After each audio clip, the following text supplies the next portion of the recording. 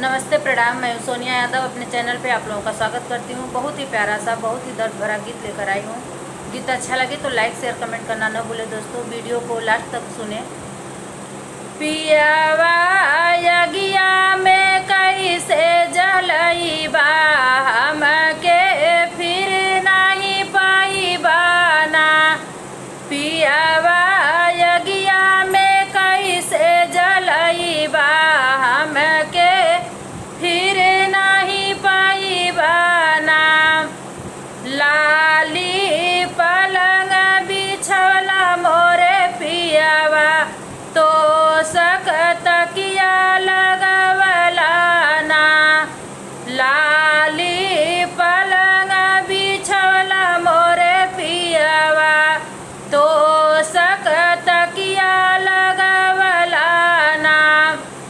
पियावा लकड़ी पर कैसे सुतईबा, फिर हमके नहीं पाईबा ना।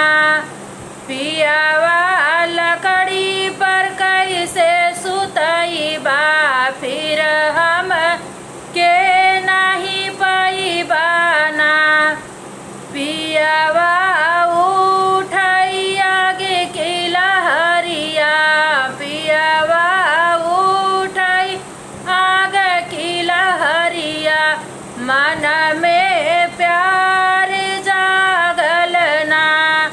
पियावा उठई आगे की लहरिया, मन में प्यार जागल ना। पियावा अखिया से नीर ढरकावई, पियावा अखिया से नीर ढरकवले, तबो दिहले जलाई ना। पियावा अखिया से नीर ढरकवले, तबो दिहले जलाई ना।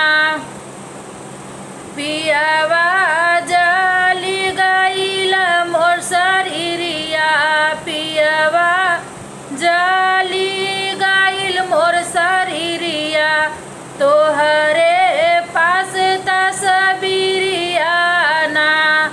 पियावा जली गईल मोर शरीरिया, तोहरे पास तस्वीरिया ना। पनिया दे के सुना मोरे पियावा, राख गंगा में बहवाई बाना।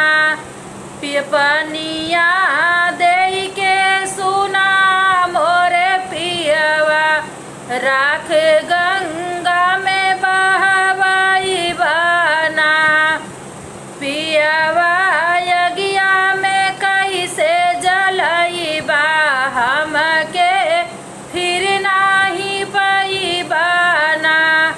पियावा यगिया में कैसे जलईबा, फिर हमके नहीं पाईबा ना। पियावा लकड़ी पे कैसे सुतईबा, फिर हमके नहीं पाईबा ना। पियावा लकड़ी पर कैसे सुतईबा, फिर हमके नहीं पाईबा ना। गीत को पूरा सुनिएगा दोस्तों, तभी समझ में आएगा।